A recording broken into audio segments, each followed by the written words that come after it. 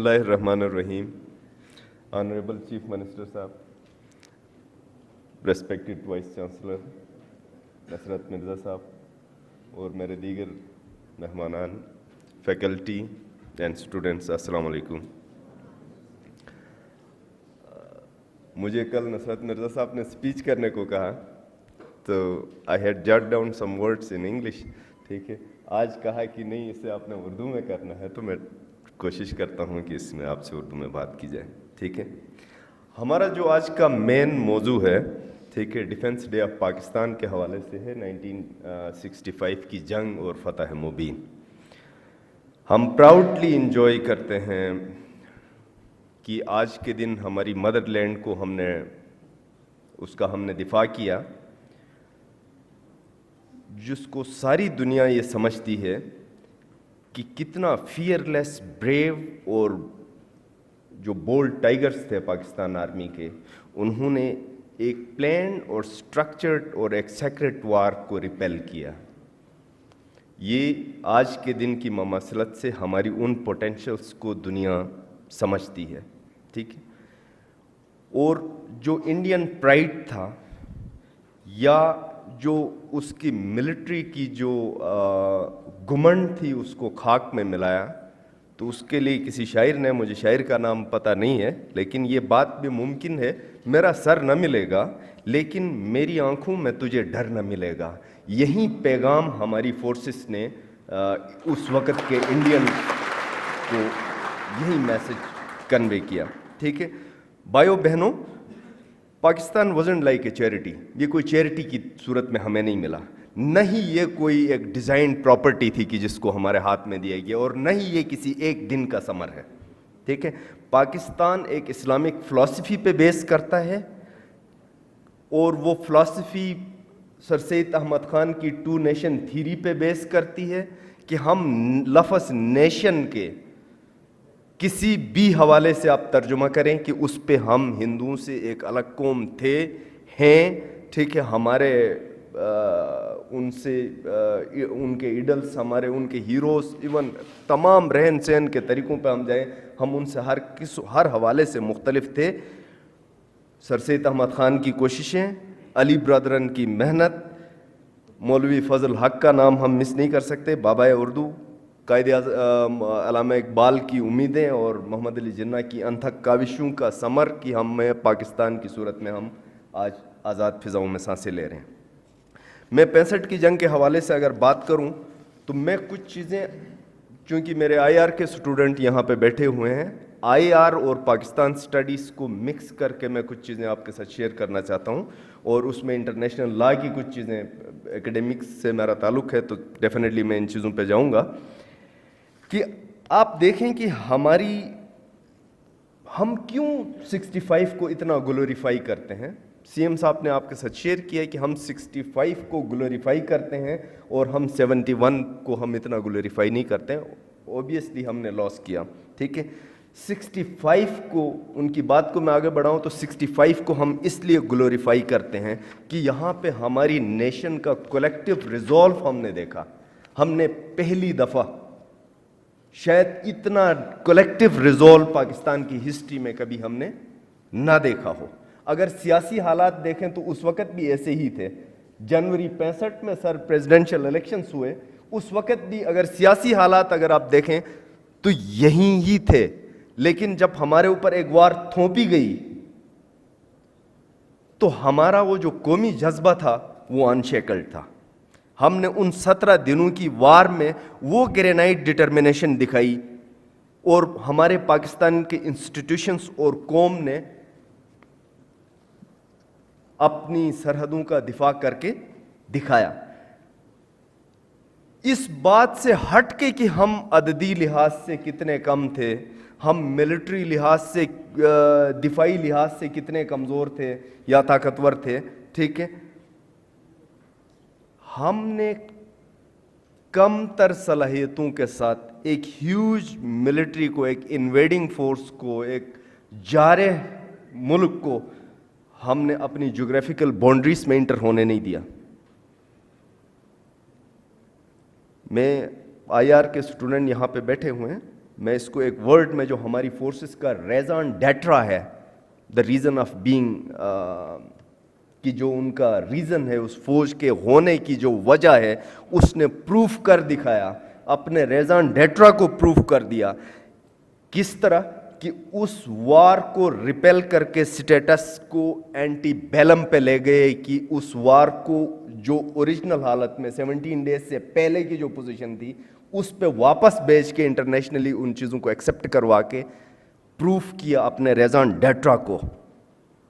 میں ان فوجیوں کو, ان جوانوں کو, اس قوم کے جذبے کو یہ کہوں کہ اے وطن تیری فصیلوں پہ ہر سمت ہم لوگ ابھی زندہ و جاوید کھڑے ہیں. ڈیئر آڈینس, میں ایک اور بات ایکڈیمک تسلسل میں کہہ دوں کہ یہ جو دفاعی جنگیں ہوتی ہیں یہ صرف ہم نے نہیں لڑی. آپ ہسٹری اٹھا کے دیکھیں کہ ہمیشہ بہت ساری ایسے مومنٹس آپ کو ملیں گے جہاں پہ دفاعی جنگوں نے بہت سٹرونگ آرمیز کو لوہے کے چنے چبوئے ہیں. نیپولین کی گرینڈ آرمی نے جب ماسکو پہ حملہ کیا اور اپنا ایک کاسس بیلی لے کے جب نیپولین گیا, اپنا ایک ریزن لے کے گیا, تو رشینز ان کے سامنے آہنی دیوار ثابت ہوئے. اسی طرح رشیا کی ہی ایک اور ایگزامپل میں آپ کے ساتھ دے دوں کہ جب فرینچ ریولوشنری فورسز نے 1792 میں رشیا کو انویٹ کیا, اور اگین آپریشن باربروسا کی ہم بات کریں, جب نیٹزی جرمنی نے سوویت یونین کے خلاف جون 41 میں اٹیک کیا.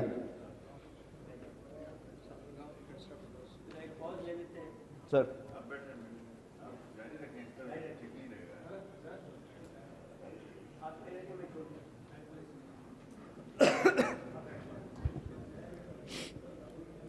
تو دوستو, جس نیٹزی جرمنی کو سوویت یونین نے چنے چبوئے, ٹھیک ہے,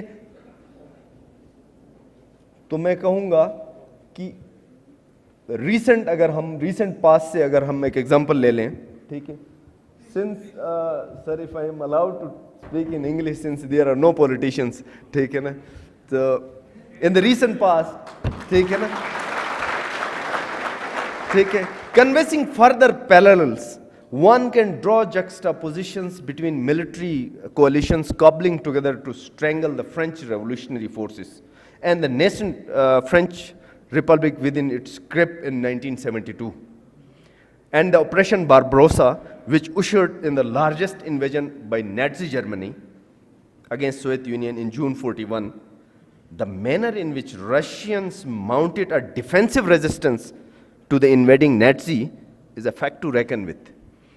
In the recent past, one can cite the Ba'athist Iraqi invasion of nascent Islamic revolutionary forces of Iran in December 1982. Again, the manner in which the Iranians during that particular crisis internally fostered a stubborn resistance against the invading forces. It draws our attention toward the vitality of defensive wars and resistance. کہ میں ان defensive wars اور اس resistance کی بات کر رہا ہوں کہ ضروری نہیں ہے کہ آپ ایک بہت بڑی فوج لے لیں, ٹھیک ہے. سو واز سپٹمبر 6, 1965. ہم بھی ایک اسی وقت ایک چھوٹی سی فوج اور دفاعی ہم نے ایک جنگ لڑی ہے. مرزا صاحب نے بات کی تھی BRB کینال کی, آپ سب پاکستان سٹڈیز کا ہی ایک ٹاپک ہے کہ کیسے ہمیں یہیں پڑھایا گیا, بتایا گیا کہ لاہور جم خانہ میں ہم نے چائے پینی ہے, انڈین فورسز نے ایک خواب دیکھا, ٹھیک ہے. تو میں اس پوری جنگ کو یہی کہوں گا کہ وہ اس وقت بھی اور آج بھی اسلامک اور ان اسلامک بلیورز اور ان بلیورز کے درمیان ایک مارکا ہوا. اور اس جنگ میں اگر میں 65 کے حوالے سے کہوں تو ہمارے ساتھ ہماری ماؤں بہنوں کی دعاؤں کے علاوہ ہمارے ساتھ یہ جو فتح مبین کا ہم لفظ یوز کرتے ہیں, تو ہم پراؤڈلی کہتے ہیں کہ ہمیں بدر کے شہداء ہمارے الائز تھے اس جنگ میں, ٹھیک ہے. Indian armed forces faced severe defeat on Lahore front and they ran away, leaving their tanks, guns and armaments. اپنے بندوقیں چھوڑ کے وہاں سے بھاگ گئے. چوندہ کی مثال نصرت صاحب نے دی. اگر چوندہ کے محاذ پہ جائیں تو وہ جو آپ پاکستان سٹڈیز میں پڑھتے ہیں کہ लोगों ने अपनी बॉडीज के साथ टैंक बांधे, तो ये चवेंदा सियालकोट में है और यहाँ पे इंडिया के 600 टैंकों का कब्रिस्तान था। ये अनडाउटेडली वर्ल्ड वॉर 2 के बाद बिगेस्ट जो टैंक वॉर थी वो यहाँ पे लड़ी गई। और यहाँ पे ये क्रेडिट में जो नेशनल रिजॉल्व की बात करता हूँ तो हम अपने सिविलियंस को, अपनी नेशन को देते हैं कि वो हमारी आर्मी से बढ़ के उन टैंकों के आगे लेट गई और सियालकोट को फतह होने नहीं दिया। Same was the case with कसूर। हम कसूर के फ्रंट पे जाएं, आप पाकिस्तान स्टडीज आप सबने पढ़ी है, हम कसूर के फ्रंट पे जाएं तो भी मामलात इससे मुख्तलिफ नहीं थे। एक जीओसी से पूछा गया कि आपने इतनी कम आर्मी के साथ, इतनी इंफीरियर फोर्सेस के साथ आपने कैसे इतनी बड़ी इंडियन फोर्स को शिकस्त दी, तो ही replied, if the bravery and patriotism was purchasable commodities, India would have brought it along with foreign add. अगर ये कोई परचेजेबल कमोडिटी होती तो इंडिया कब का फॉरेन एड से ये खरीद चुका होता। तो हमने ये जंग पैट्रियटिज्म से जीती है, हमने हुब्बुल वतनी से जीती है। My dear countryman, this is precisely what military person on the front lines and the Pakistani nation as a whole achieved during the September War of 1965. India's breach of the international border and incursion deep in within the foreign West Pakistan was fraught with strategic decision to move the Indian frontiers westward of the Red Cliff Line. The plan foiled owing to the fact that India cannot bequeath a quick victory, and the element of surprise was therefore lost. It was the national resolve of the state and its institutions, particularly Pakistan's armed forces, which aided a cobbling together a stiff military resistance against the invading hegemonic forces, which in turn grant us the provision of jus ad bellum, our right to war. हमारा जंग का हक हमें मिला। Respected audience, let's say them together. We shall work effortlessly, succeed in all fields of learning and combat, protect our country until death. We shall make the flag of Pakistan upstand in the comity of the countries. Being young falcon, our message to the Pakistan and Ummah is, ये नफरत बुरी है, ना पालो इसे। दिलों में खलिश है, निकालो इसे। न तेरा न मेरा न इसका न उसका, ये सबका वतन है, बचा लो इसे। मैं आखिर में 65 के उन शोहदा के नाम एक पोइम मैं कहना चाहता हूँ। जला दो फर्दे गुनाह मेरी, कि मेरी बख्शिश को ये बहुत हैं। रहे खुदा में लहू के कतरे, हर एक जालिम से जाके कह दो वो अपनी फ़र्दे अमल उठा ले, कि अपनी गर्दन हमारे हाथों अगर है हिम्मत उसे बचा ले।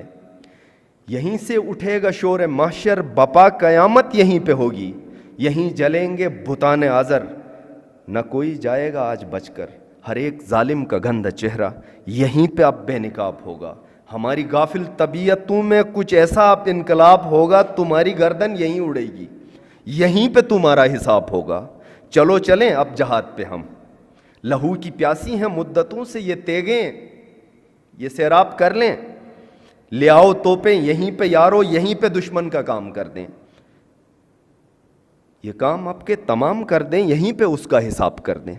चलो चलें अब जहाद पे हम, कि अपने दामन के दागे उसियाँ लहू के कतरों से जाके धो लें। लहू के कतरे निखरती कलियाँ ये अपनी कुश्ते वेरा में बोलें। लहू के कतरे बहार बनकर जो फूल बरसाएंगे ज़मीं पर, लहू के कतरे सितारे बनकर जो जगमगाएंगे इस जबीं पर। हमारी बस्ती महक उठेगी, हमारी बस्ती चमक उठेगी, लहू के कतरे रुखे हंसी पर पयाम कौमों की ज़िंदगी का। उठाओ फ़र्दे अमल यारो, लहू के कतरों से इस पे लिख दो, लहू के कतरे हयात दाइम, लहू के कतरे सदा से कायम। शहीद मर कर नहीं मरेगा, शहीद मर कर रहेगा जिंदा। वो देखो यारो जहाद में अब लहू के कतरे चमक रहे हैं, लहू के कतरे दमक रहे हैं। वो देखो यारो जहाद में अब लहू के कतरे दहक रहे हैं। अंधेरी रातों में रहबरी को मीनार जैसे हो रोशनी का, لہو کے قطروں کی روشنی میں پیام یارو ہے آگہی کا، لہو کے قطروں کی روشنی سے یہ ظلمت کفر دور ہوگی، یہاں صبح ہوگی ضرور ہوگی۔ لہو کے قطرے ہیں چڑھتا سورج، لہو کے قطرے بدر میں چمکے، لہو کے قطرے احد میں دم کے، فاران و یثرب کی وادیوں میں لہو کی قطروں سے پھول مہکے۔ جلا دو فرد گناہ میری کہ میری بخشش کو یہ بہت ہیں، رہے خدا میں لہو کے قطرے، رہے محبت کی پہلی منزل، رہے خدا میں لہو کے قطرے، ہمارے دین و ایمان کی مشعل، رہے خدا میں لہو کے قطرے ہے کامیابی کا نقش اول۔ چلو چلیں جہاد پہ اب ہمیں شہادت بلا رہی ہے، خدا کی رحمت بلا رہی ہے، مجھے تو جنت کی پیاری خوشبو اسی زمین پر آ رہی ہے۔ یہی ہے معراج زندگی کا، یہی ہے معراج بندگی کا، میں جا رہا ہوں ادھر ہی یارو، جو ہو سکے تو ضرور آنا۔ مع السلامہ مع السلامہ، ذرا تو ٹھہرو ہم آ رہے ہیں، ذرا تو ٹھہرو ہم آ رہے ہیں۔